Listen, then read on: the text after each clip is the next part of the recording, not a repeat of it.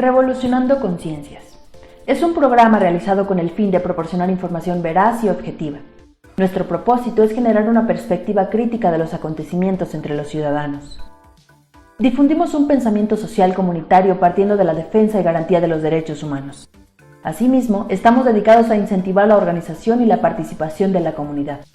Combatiremos las fake news sobre el gobierno de la Cuarta Transformación y difundiremos noticias reales acerca de la administración de Andrés Manuel López Obrador.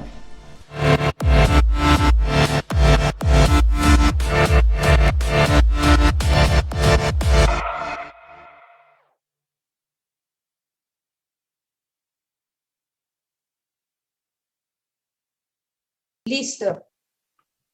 Muy buenos días, ¿cómo estamos? Bienvenidos a otra transmisión más del programa Radio Revolucionando Conciencias.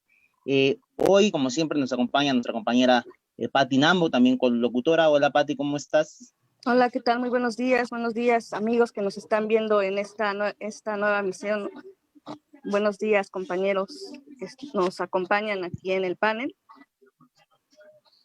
Buenos días, Omar. Hoy también está con nosotros el compañero Omar, exactamente, Omarcito, quien lleva nuestra sección ya conocida de lo que no sabías de la 4T, ¿no? Ahí Omarcito sí se lo sabe, entonces nos los va a estar platicando. Y hoy tenemos dos compañeros maestros invitados, porque tenemos un programa muy especial. El día de hoy vamos a estar hablando sobre esta semana de clases que ya transcurrió, clases en televisión, ¿no? Clases en web, clases en Zoom, clases en Gistimit, y no estamos haciendo propaganda a ninguna de las plataformas, pero son las plataformas que más utilizamos para tomar clases. El primer día de clases se cayó el Zoom, ustedes supieron que empezando clases 8 de la mañana ya no había Zoom. Es el programa que nosotros utilizamos para poder comunicarnos con todos ustedes. Y entonces hoy le vamos a preguntar a los profesores cómo les está yendo en la pandemia, qué están haciendo, y para eso me permito presentarles a los maestros que están aquí el día de hoy con nosotros. Tenemos 4 maestros invitados de diferentes espacios. Algunos tienen problemas con la señal porque viven en zonas lejanas.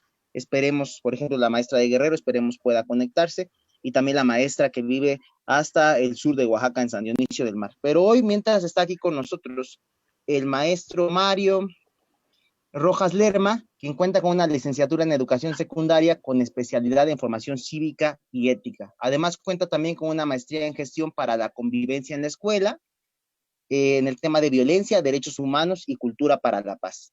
Actualmente trabaja en 2 escuelas, en la escuela secundaria, en 2 escuelas secundarias. Ha dado capacitación en el ILCE y ha realizado talleres para AVE de México y la Escuela Normal Superior de México. Bienvenido, maestro Mario. Buenas tardes, bienvenidos, gracias. Y también contamos con la presencia de la maestra Lisbeth Domínguez. Ella es maestra en educación física a nivel básico, trabaja actualmente en la primaria Mujeres Insurgentes. Bienvenida, Lisbeth, ¿cómo estás? Bienvenida, bien, muchas gracias. Muy bien. Patti, pues adelante. Pues muchísimas gracias, bienvenidos maestros, qué gusto, pues como sabemos ya llevamos 2 semanas, que se comenzaron este regreso a clases, y bien en este ciclo pues escolar pues sin duda será pues ahora sí que memorable, ¿no? Puesto que será por medio a través de pues de plataformas, de alguna plataforma educativa y por supuesto también a través de la televisión. A través de las clases aprendamos en casa. Pues sabemos bien que ahorita no hay condiciones incluso para poder llevar a cabo pues de modo normal las clases, y queremos saber un poquito más cómo les está yendo en esta nueva normalidad, por así decirlo, su experiencia que han tenido para darle inicio a este regreso a clases. Adelante, maestros. Adelante, maestra Lisbeth. Hola, buenos días. Soy profesora de educación física y pues la verdad es que se tuvo muchos problemas al principio. Desde marzo aproximadamente, que fue que ya no regresamos a las clases, se complicó demasiado el hecho de poder contactarte con los padres de familia porque nosotros, como somos de educación física, tenemos alrededor de aproximadamente 6, 7 grupos. Entonces, el tener contacto con cada uno de los papás, pues sí fue una cuestión muy difícil. Como no sabíamos cómo iba a estar esto de las redes ni el medio, lo más fácil que se nos vino a la mente fue mandar nuestro correo electrónico y ahí, por ese medio, pedir trabajos. Ya posteriormente, con el paso del tiempo, pues se nos capacitó, se nos dio un curso y ahorita estamos utilizando eh, otros métodos porque cada escuela tiene como que su organización. Entonces, yo también estoy utilizando otro método, no como los que mencionaron, pero igual. Y además es diferente, ¿no? Porque prácticamente en el área de educación física, o mejor dicho, en la materia, es pues para poder tener que dar la clase, pues tiene que ser de modo físico, ¿no?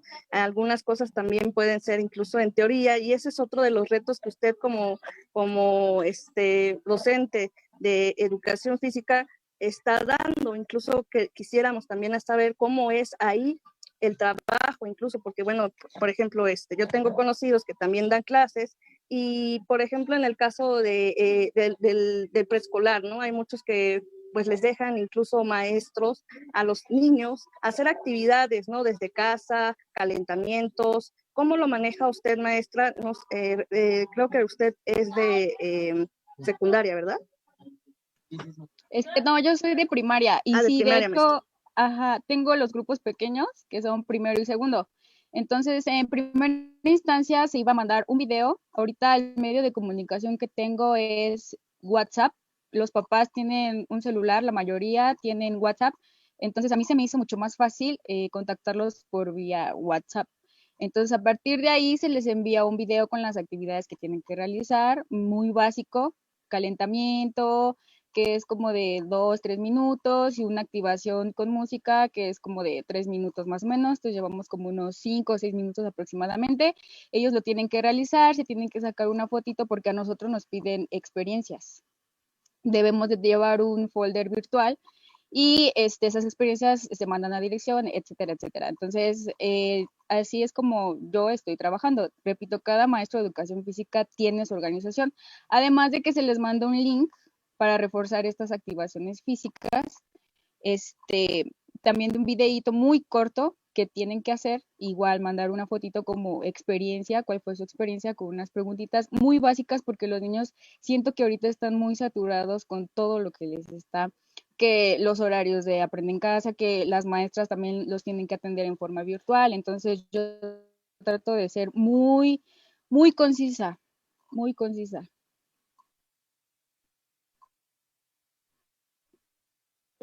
Breve.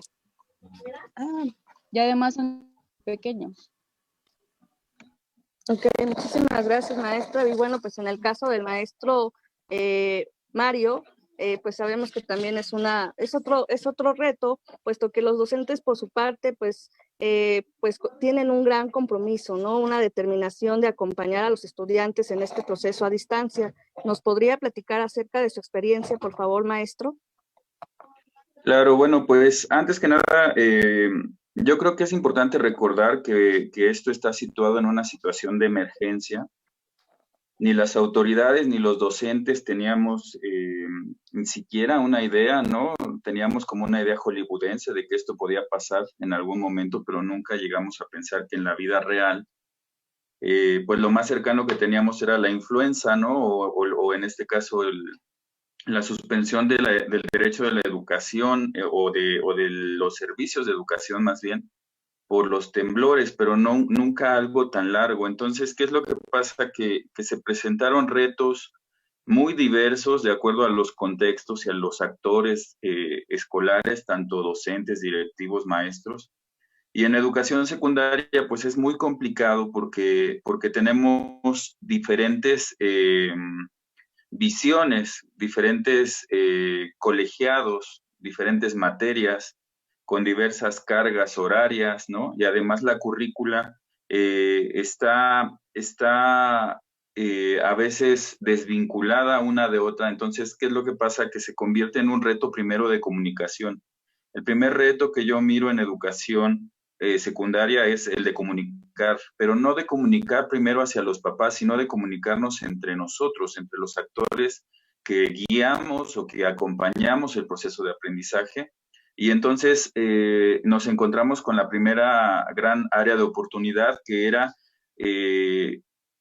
apoyar a los compañeros que estaban migrando a la tecnología. La tecnología tiene muchos años bueno, la tecnología es un flujo constante de desarrollo, ¿no?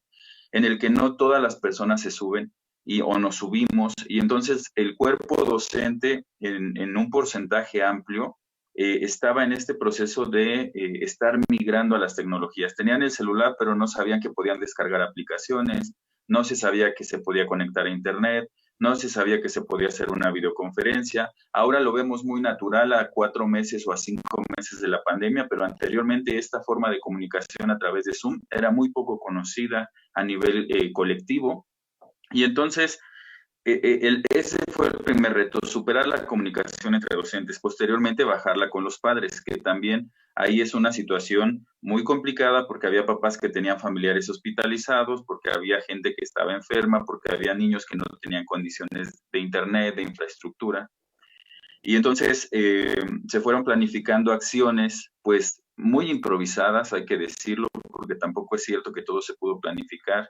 Se tuvo que ir resolviendo en el momento, se tuvo que ir entregando calificaciones de acuerdo a los requerimientos oficiales, se tuvo que dar certificaciones. Y entonces ahí es donde los docentes nos preguntamos qué tan importante es la calificación y este proceso de certificación en el que estamos. Si realmente lo importante es que los niños se vayan con el documento o que los niños lleven los contenidos de formación cívica y ética, de matemáticas, de español. Y entonces viene la pregunta que ha circulado en las redes, ¿no sería más importante pausar el ciclo escolar en lugar de iniciar en este momento? No estamos aquí, yo creo, para dar las respuestas, pero sin embargo son preguntas muy interesantes que tienen ahí un debate pedagógico y social muy, muy profundo. Entonces, esa es la experiencia, para no extenderme más, en cuanto a educación secundaria. Adelante, Alan.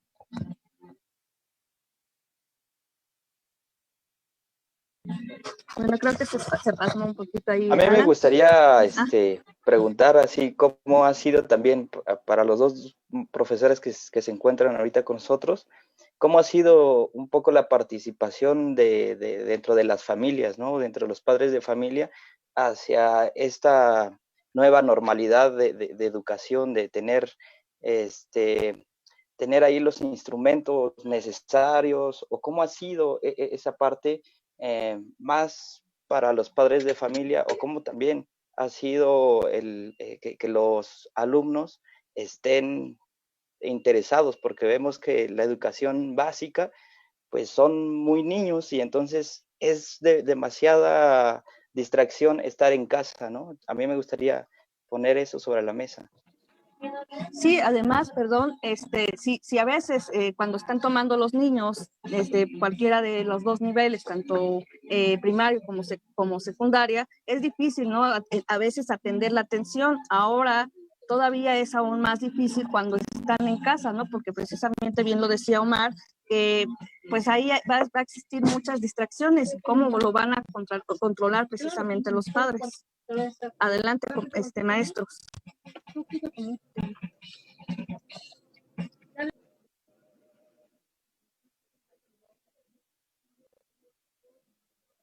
Bueno, pues en cuanto a la atención, yo creo que se focaliza o se enfatiza la relación y el vínculo familiar que tienen, y por eso es que tiene demasiada carga el hecho de que te sientas fiscalizado por tu papá o por tu mamá, que es 2 personas o 3 o 6, no sé cuántas vivan en una casa, pero yo creo que en el sentido estricto de lo que la teoría de atención nos dice, pues realmente no hay una diferencia real, porque en el salón, en el aula, en el caso de la secundaria donde yo trabajo, hay 53 alumnos por grupo.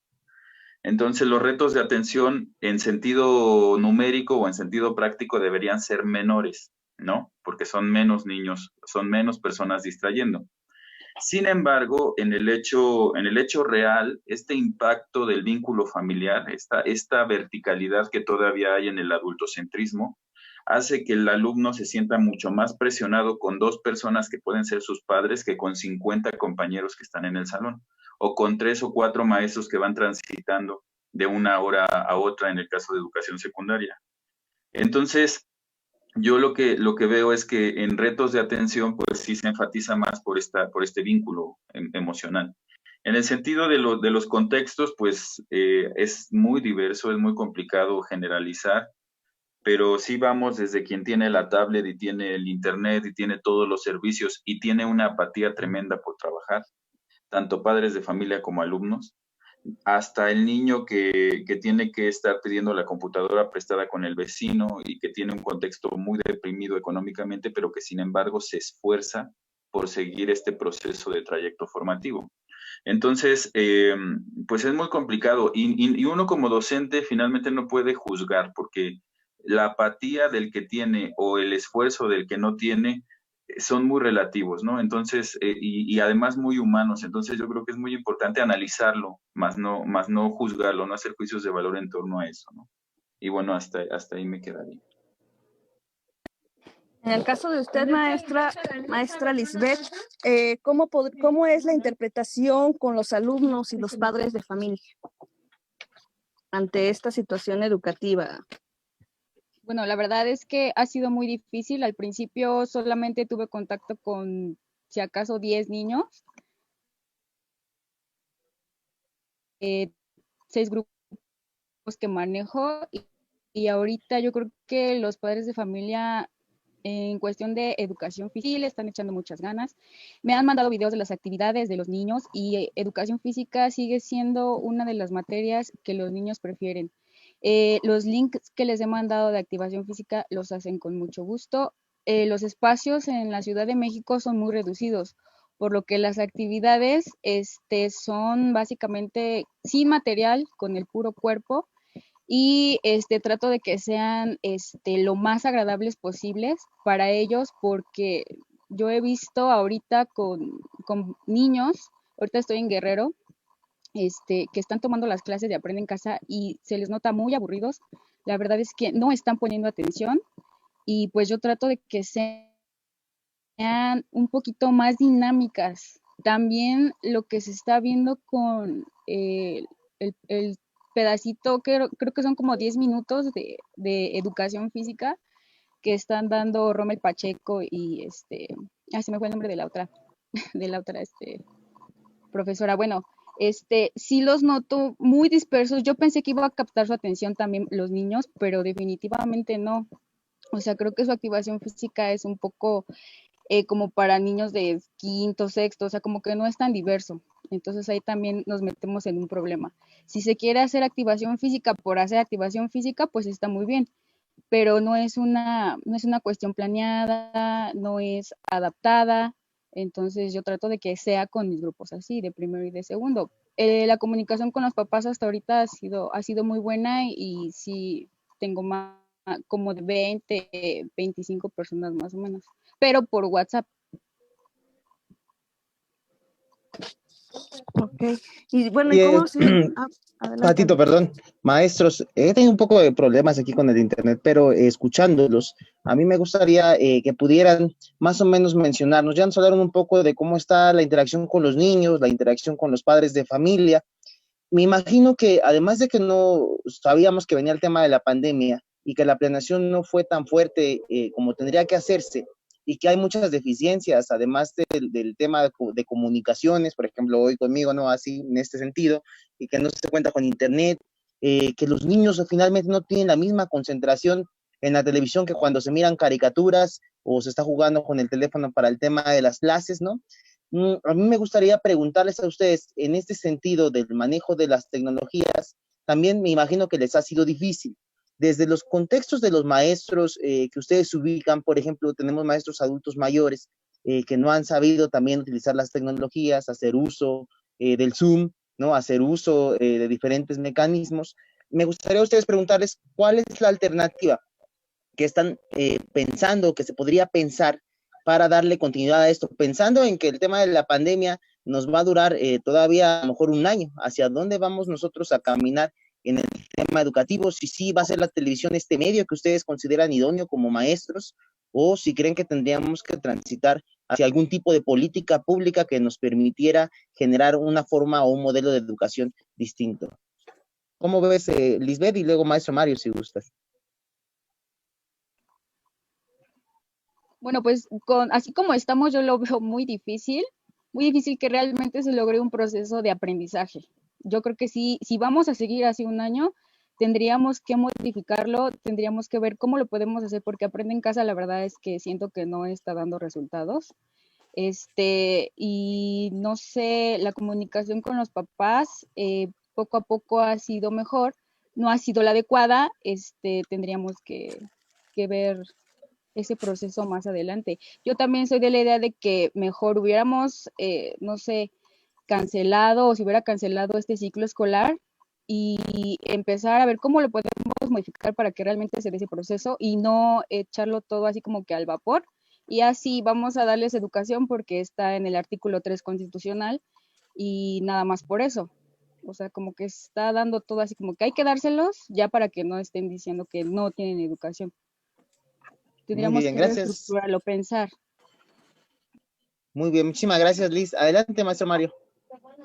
Sí, pues yo lo que observo en torno a la televisión es que la televisión en sí misma ha sufrido un desgaste. La televisión pública ya cada vez le interesa menos a la gente para sentidos de entretenimiento, estoy hablando, ¿no?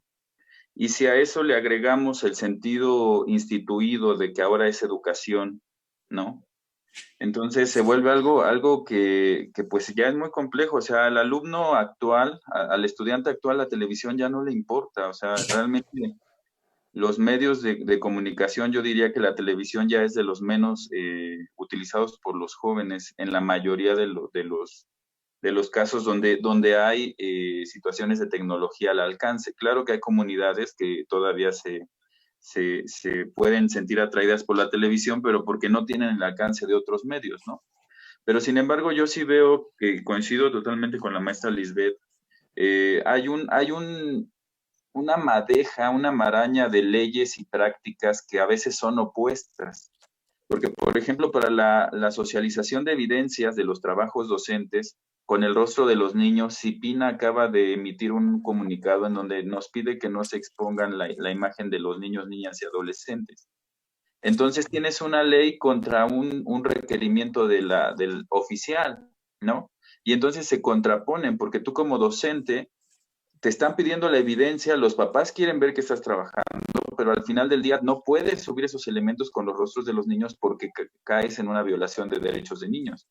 Ahora, yo creo que al final del día lo que se puede hacer como alternativa es darle el poder a cada docente. Se bajó, por lo menos institucionalmente, en la Ciudad de México, el uso del Classroom de manera casi obligatoria. Y entonces los estudiantes están presentando algunos retos para el Classroom a la par que los docentes. Entonces tienes ahí dos personas que están batallando para usar Classroom, ¿no? Pero resulta que uno es el que tiene que guiar y el otro apenas se tiene que sumar a ese proceso. Entonces es muy complicado porque aunque se dieron cursos en línea y aunque se intentó ofertar una capacitación, al final del día se hizo en un contexto de estrés, en un contexto de improvisación, que realmente no está dando los resultados que se esperarían. Yo soy más de la idea de que se le deje a cada docente la posibilidad de diseñar su trabajo, ya sea en WhatsApp, como dice la maestra Liz, como en Classroom, en Meet, en Zoom, en correo electrónico, con fotografías de los cuadernos, no lo sé, pero el punto es que cada docente, desde su contexto, diseñe su práctica, porque si lo hacemos así como se está tratando de hacer de manera general, es muy complicado. También dejar la televisión para que dé las clases sin el acompañamiento docente es también muy complejo. Y sobre todo, como dice Freire, ¿no? Sin esta interacción social, a veces vemos que un docente da clase de 2 horas y otro compañero corrige a su propio compañero y en 2 o 3 palabras hace que el contenido quede fijado y logra lo que el docente no logró. Entonces, esas interacciones pues son irreemplazables, ¿no? Entonces, yo voy más por lo situado, lo contextuado, y esa sería la idea.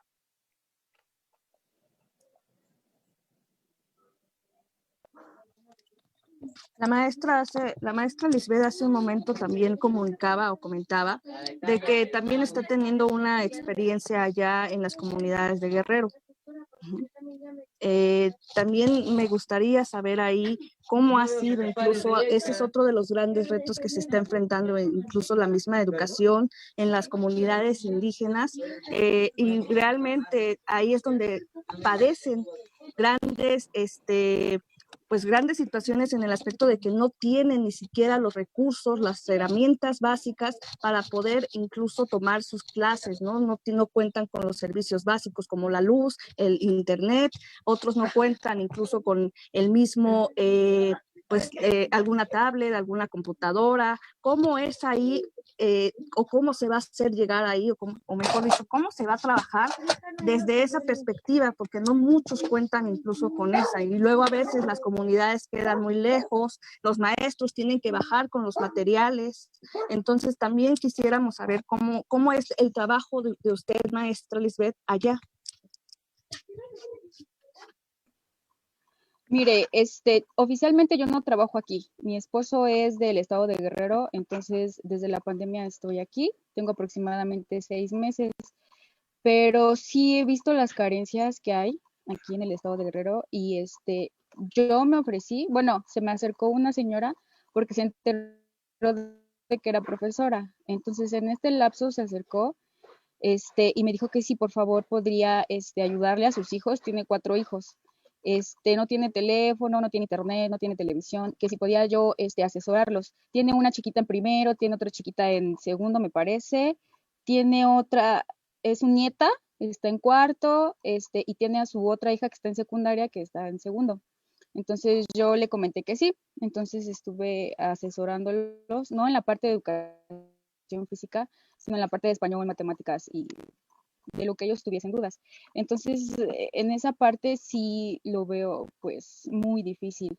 Me he preguntado a varias personas de aquí, los maestros están llevando guías, pero se las están llevando a los niños. O sea, ellos no, ni por teléfono, porque muchos ni teléfono tienen. Entonces, imprimen sus guías y se la dan a ellos, un trabajo que muchos de los profesores de aquí están haciendo.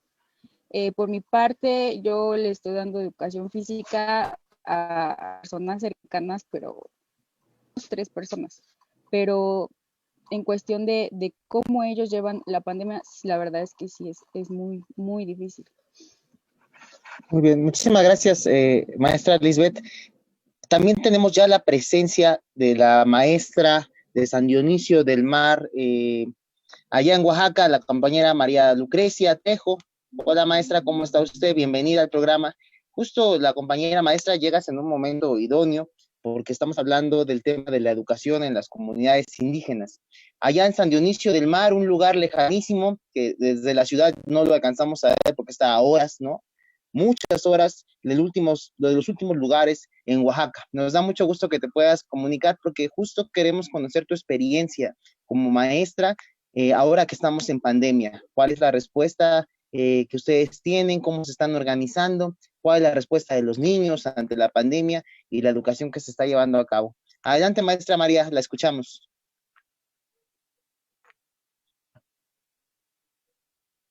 Ah, María Lucrecia es la compañera de Ciudad de México, nos dice compañero Mario. Adelante, María, te escuchamos con tu experiencia.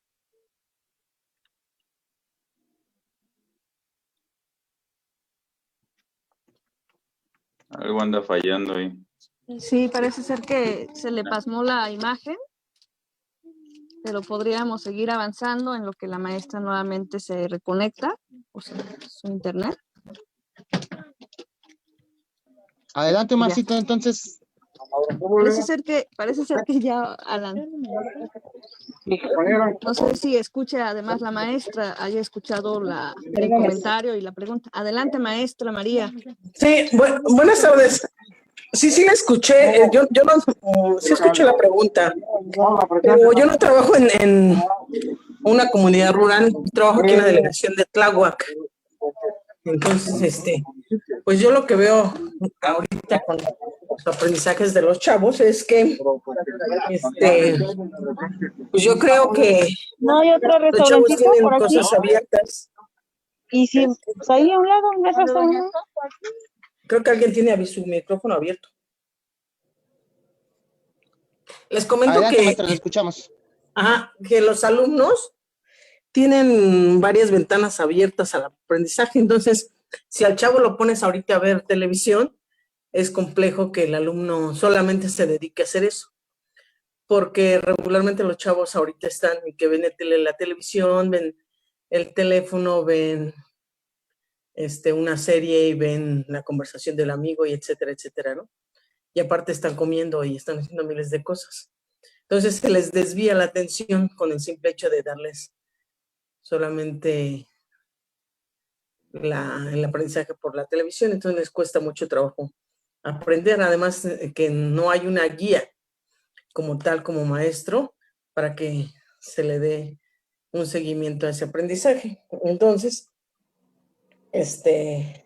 además que también los contenidos de los Aprende en Casa están desfasados, no tienen una secuencia junto con los contenidos de la SEP.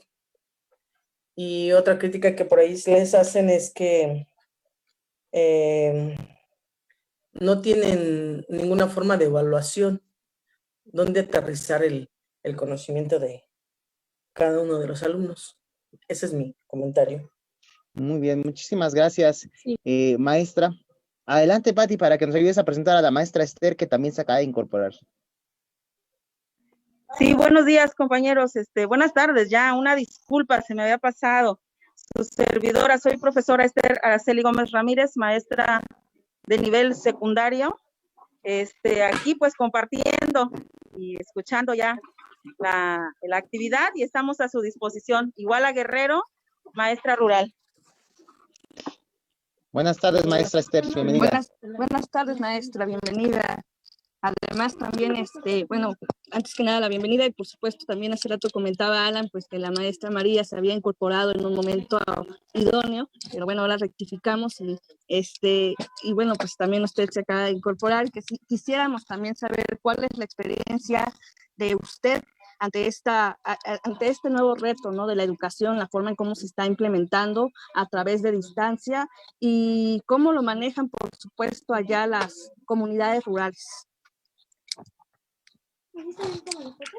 Ok, sí me escuchan, ¿verdad? Claro que sí, maestra, adelante. Okay. Sí, mire, lamentablemente la situación de la pandemia nos metió en una circunstancia para la cual no estábamos preparados. Ni maestros, ni padres de familia, ni mucho menos alumnos estábamos preparados. Nosotros, como característica humana y principalmente en la ruralidad, las características es el acercamiento, es la presencialidad, la calidez. Aparte de ser maestros, pues bueno, somos acompañantes ideológicos, incluso hasta religiosos a veces del buen vivir de las familias. Esta situación en el sentido de la educación sí tiene un déficit muy, muy grande. Hay una gran problemática porque a pesar de los esfuerzos del gobierno federal, principalmente en el nivel donde yo estoy, que es educación secundaria, una ruralidad donde no hay televisiones de plasma, la mayoría tiene todavía de esas televisiones cabezonas que no entra la señal. Si tú le pones una ficha de 20 pesos no te alcanza más que para saludar al maestro, donde en cada familia solo se cuenta con un equipo, tal vez técnico, y son 3, 4, hasta 5 hijos de diferente nivel, donde no se tiene el acceso a los medios de comunicación, es muy difícil llegar en el servicio de transporte.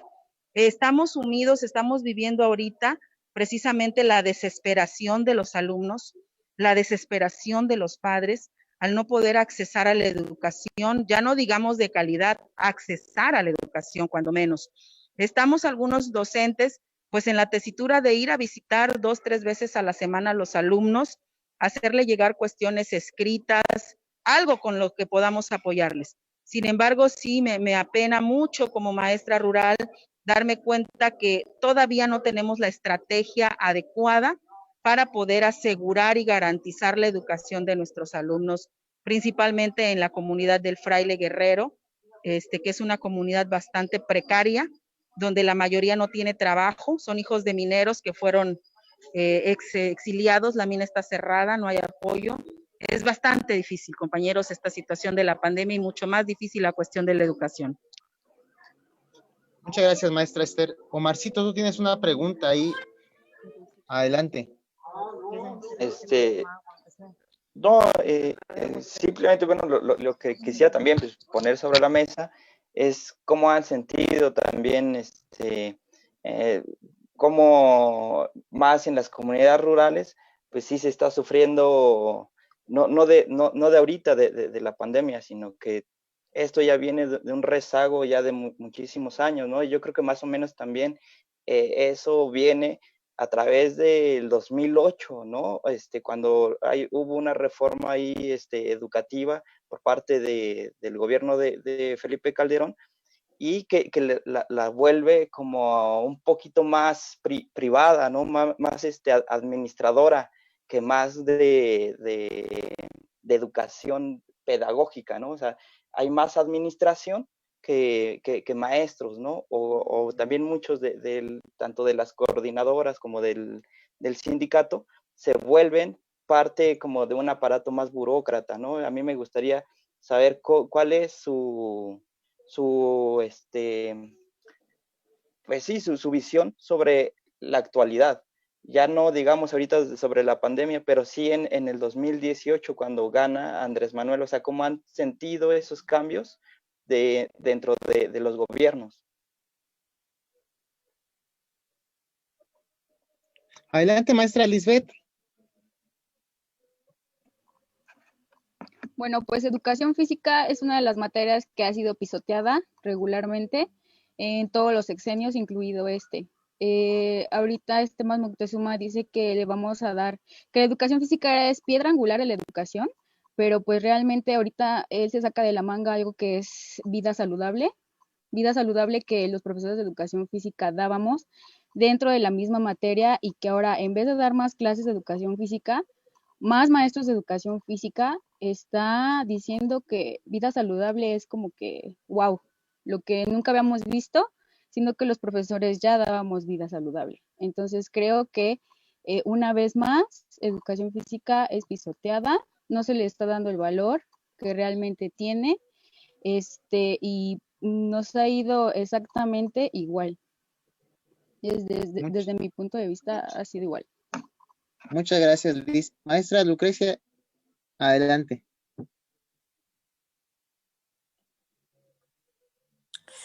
Es que no se escucha muy bien los comentarios de los profes. No sé si se pueden acercar un poquito más a su micrófono para que se escuchen mejor. Sí, Omar decía que había un cambio en el gobierno, ¿no? Hubo una reforma en 2008 del tema educativo y la intención es cómo ha visto usted la transformación en el tema educativo con el gobierno actual que tenemos, con el gobierno que encabeza Andrés Manuel López Obrador. Además del tema de la pandemia que pues nos ha detenido, ¿no? Pero en los avances que se podrían tener, ¿hacia dónde cree usted que vamos más o menos? Pues yo, de verdad felicito al gobierno que está ahorita en función, porque pues yo ya tengo muchos años dentro de la educación y nunca había visto que al menos se le capacitara al maestro, que se le tuviera alguna apertura para que tuviera alcances con los niños. Lo que sí en este momento pues no es posible porque que todos los alumnos tengan una televisión, una tableta, una computadora, pues eso está muy difícil, más el internet, pero sí ha proporcionado ciertos materiales al maestro. También hay de plano un rechazo total de ciertos profesores a querer adentrarse a las nuevas reformas, porque sí tiene muy buenos trabajos, muy buenas actividades. Por ejemplo, en lo de Google, pues ya prácticamente está todo resuelto. Y cuando yo entré, de plano, pues teníamos que hacer todo, ¿no? Y aquí no, aquí ya tienes todo resuelto. Por ejemplo, la última parte para cerrar el ciclo, ya prácticamente nada más era cuestión de meterte y todo estaba hecho. Aprendizaje esperado, evaluación, todo hecho con Google. Entonces, pues eso sí, yo creo que está muy bien. Ok, muchísimas gracias, maestra María Lucrecia. Y maestra Esther, ¿usted qué opina de cómo vamos en este gobierno con la educación? Maestra Esther, por aquí todavía está. Ah, creo que se le cayó la señal, ¿verdad? No, me parece que no, sí, pero pues, bueno, lo podría también contestar el maestro Mario. Bien, maestro. Adelante, maestro Mario. Sí, a mí me parece que el gobierno es muy complicado marcar un cambio, marcar las fronteras del cambio cuando se tiene claro que hay una inercia de transición. Yo sí coincido con la maestra Liz que realmente pues la educación física ha sido retomada incluso por materias como la que yo doy, que es formación cívica y ética, y se ha reducido también el número de horas para formación cívica y ética, cuando se decía que la formación ciudadana y la formación ética eran piedras angulares del desarrollo, no solamente educativo, sino para la vida, para esta ciudadanía que se pretende construir, ¿no? Porque al final del día, el ciudadano que forjamos o que creamos en la escuela es el que vive en la ciudad o el que la destroza o el que la construye y la fortalece. Entonces, yo en el sentido discursivo veo que está mucho de moda la moralidad, la ética y la vida saludable en el sentido de la práctica y no de la materia, pero en el sentido pedagógico veo una desvinculación. Son menos horas de formación cívica y ética. Hay un sistema de retos que es para vida saludable, para los 3 grados, y además no se siguen tradiciones pedagógicas. Por ejemplo, anteriormente un grupo que entraba con un plan terminaba con ese plan la educación, y ahora vemos que en estas disposiciones que nos han dado, vida saludable se aplica para los 3 grados, cuando solamente, estrictamente en el sentido de los programas educativos, le tendría que corresponder solamente a primer grado. Entonces, hay una serie de prácticas ahí que nos hacen ver que no basta con tener buenas intenciones. El secretario puede salir y decir discursos maravillosos, pero en el sentido práctico, en el sentido de cómo baja la información, de cómo la aplicamos los maestros, de cuánto tiempo nos dan para trabajar con esos contenidos, yo sí veo muchas áreas de oportunidad aún en este gobierno y en los que vengan. Estoy consciente que este gobierno no va a lograr el sueño mexicano, ¿no? Porque es un proceso. Pero sin embargo, creo que sí hay muchas cosas que trabajar aún. Bien, muchísimas gracias, maestro Mario. Justo en esta parte nos gustaría como ir concluyendo, maestros, en el sentido de que es verdad que quien se dedica a la docencia y a la pedagogía lo hace con el corazón en la mano. Es difícil dedicarse a enseñar y educar si no se tiene ese ideal, esas ganas de enseñarle a la gente. Ustedes son personas que forjan la conciencia de los niños y de los jóvenes para que sean personas de bien. Imagínense, estamos aquí mezclando bastantes temas de materias importantísimas para la vida comunitaria, incluyendo el tema de la salud. Antes, Lisbeth es contemporánea de mi generación, ¿no? Y antes tomábamos clases, igual que Patti, ¿no? Y hablábamos solamente de educación física como en el tema de recreativo. Ahora ya se está buscando en el tema de la vida saludable. Sabemos que todos somos muy gorditos aquí en México, ¿no? Y comemos mucho y tenemos que tener el etiquetado en negro y con letras enormes para ver si así, más o menos, ¿no? Pero no hay una cultura de prevención en todos los temas, lo mismo en ética, en cívica, ¿no? En cultura, en historia, no hay una forma de construcción social que nos permita la generación de redes culturales que hagan que nuestra sociedad camine en el conjunto. Estamos descompuestos en ese sentido y se busca más o menos ir corrigiendo el rumbo. Y los maestros son el engrane más importante de eso, son la clave de esta construcción.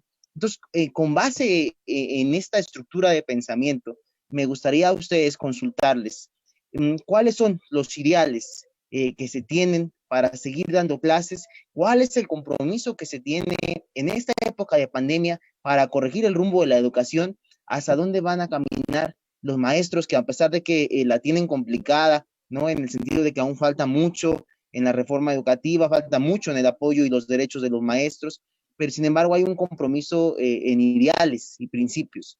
Me gustaría a mí que nos pudieran platicar hacia dónde van, qué están pensando ustedes desde su propia persona para ir matizando y avanzando en el tema de sus materias que tienen y de sus alumnos. Adelante, maestra Lisbeth.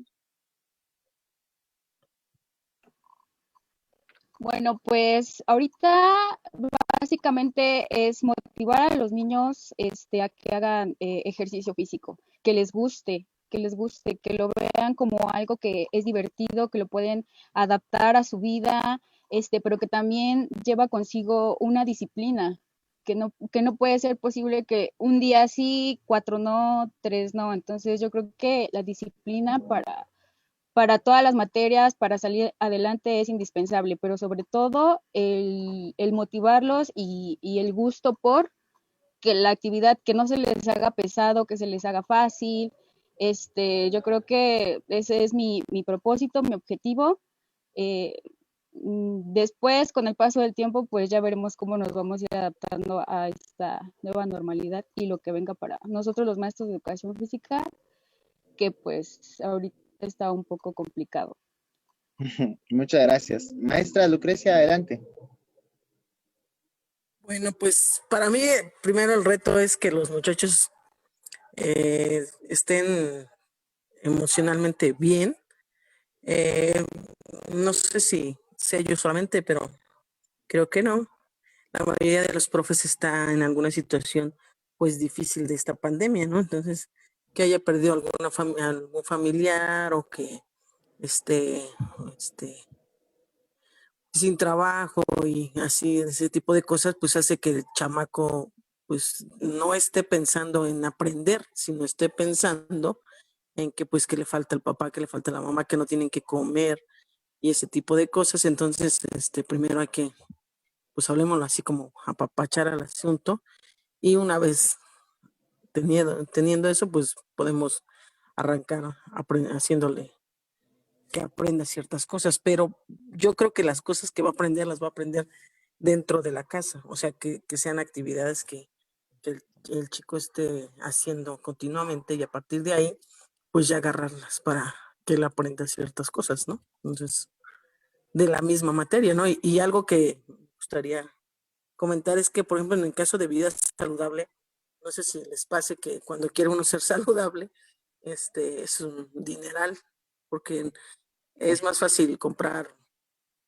pues una bolsa de chetos que una ensalada que vale 60, 70 pesos. Entonces, no es tanto que el niño o que el maestro no quiera ser saludable, sino que la economía del alumno, del maestro, pues no está tan sustentable como para ser saludable.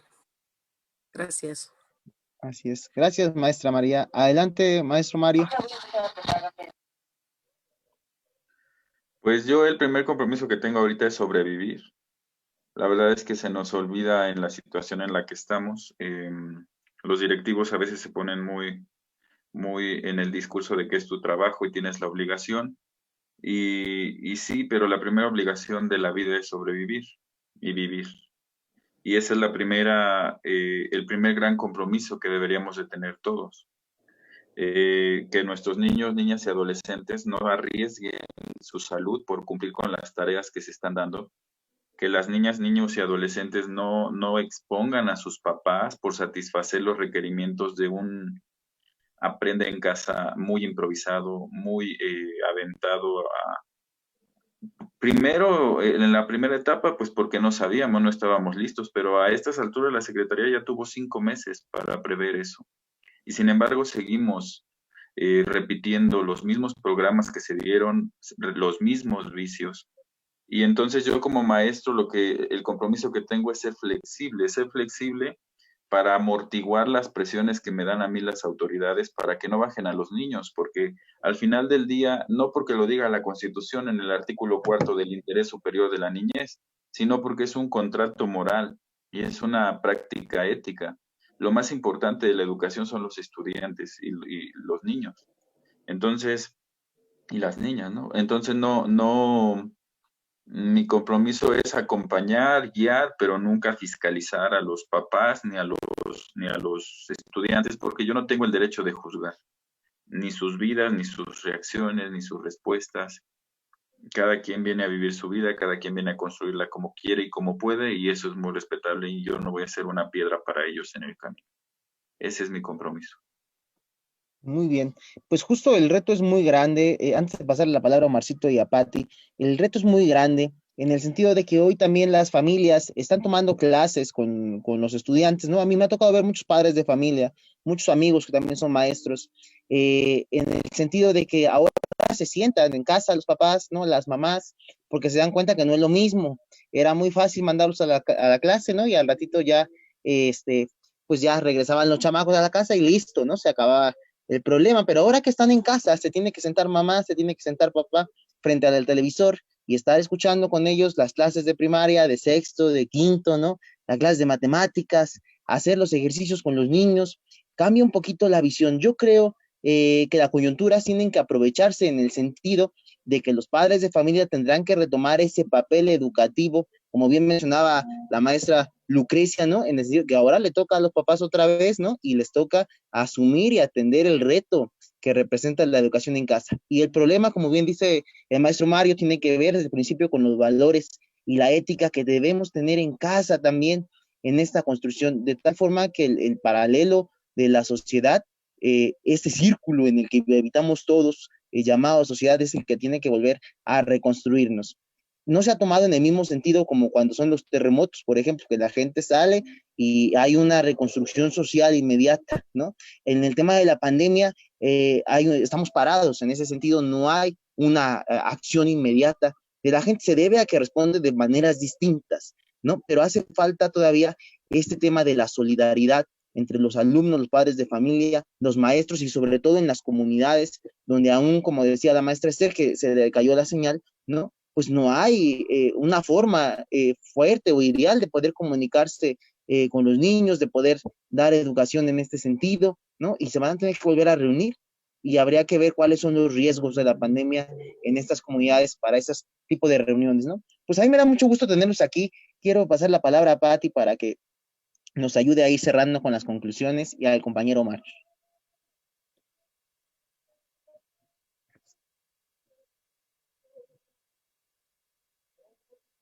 Patti, ¿estás por ahí? Sí, perdón, es que ¿ya me escuchó? Pues sí, realmente tenemos un gran reto ante esta situación, pues no nada más es para los docentes, también para los mismos alumnos, y ya lo decía anteriormente Alan, en cuestiones de los padres de familia, y finalmente, pues yo creo que tenemos que retomar nuevamente pues ahora sí que esa enseñanza y acompañamiento hacia con los hijos, hacia con los mismos sobrinos. Y finalmente, pues yo creo y estoy segura que habrá más profesores comprometidos con sus alumnos, que harán la posibilidad por enseñar. Se apagó tu micrófono, Patti.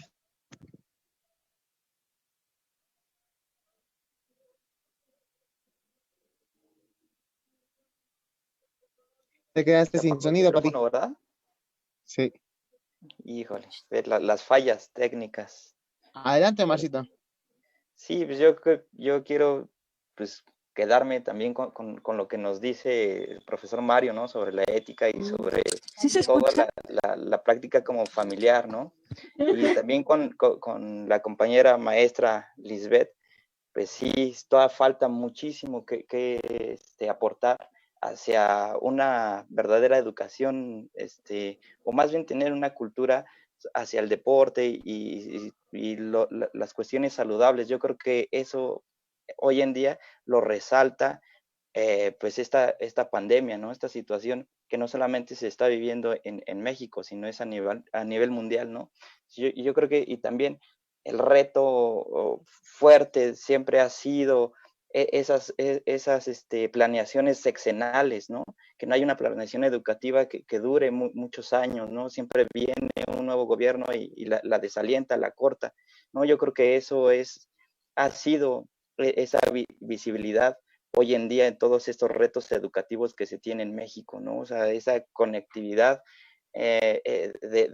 dentro del desarrollo, ¿no? O sea, esa conectividad en las comunidades, pues no se ha dado porque se nos ha vendido siempre esa historia del neoliberalismo que estamos desarrollados, ¿no? Y lo cual, pues no es cierto, ¿no? O sea, aquí están y ahí lo estamos viviendo y lo está padeciendo ahora también no solamente el sector salud, sino que ahora también otro de los pilares importantes que es el sector educativo, ¿no? Yo creo que también hay que rescatar las cuestiones que hace este gobierno a darles también ahí algunos apoyos económicos a las familias, ¿no? Sobre todo esas becas, que para nosotros al igual no puede ser o no es de gran ayuda, 800 pesos, pero si lo vemos del otro lado de la moneda con los compañeros que están en las lejanías, en los municipios muy marginados, pues es una gran ayuda, ¿no?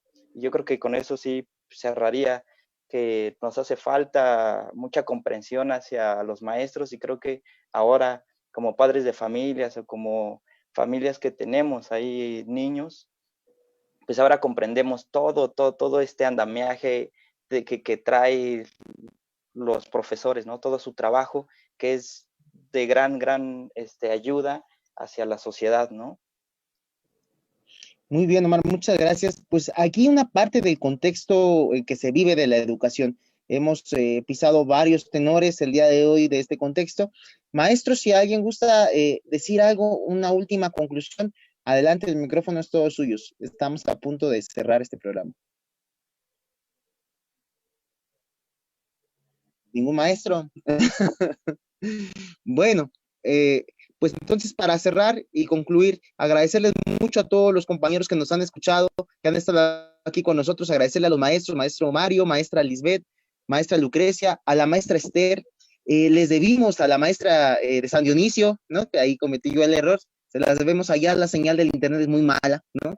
Entonces ha sido complicado comunicarnos con ella, pero si así vieron aquí el contexto de los maestros, imagínense cómo es el contexto allá en San Dionisio del Mar, Oaxaca, ¿no? Entonces, agradecerle mucho a nuestros profes, échenle muchas ganas, mucho ánimo, ¿no?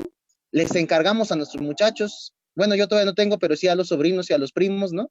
Y a los de los vecinos y a todos los niños, porque ustedes son quienes forjan la conciencia de cada uno de los niños, quienes nos ayudan a tener un país mejor y depende mucho de nuestros maestros. A los padres de familia les pedimos paciencia con nuestros maestros, que nos los cuiden, que nos los quieran, ¿no? También a ellos se les cae el Zoom, también no les funciona el internet a cada rato, ¿no?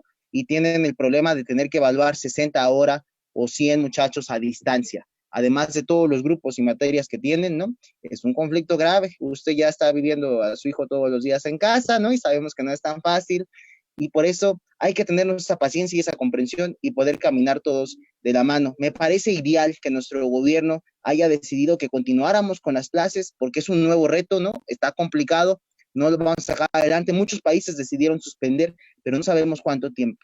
Si va a ser un año, si va a ser año y medio, si vamos a tener un país otra vez en un rezago educativo mayor, o vamos a aprenderle a las nuevas tecnologías y a las nuevas formas educativas y pedagógicas, que muy bien tenemos maestros de excelente calidad como los que hoy nos acompañan.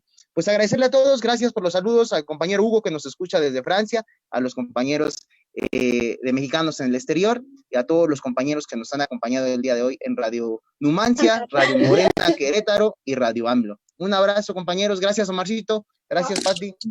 Gracias, perdón, tuve ahí unas pequeñas fallas, discúlpenme. Muchas gracias, maestros. Gracias y ánimo.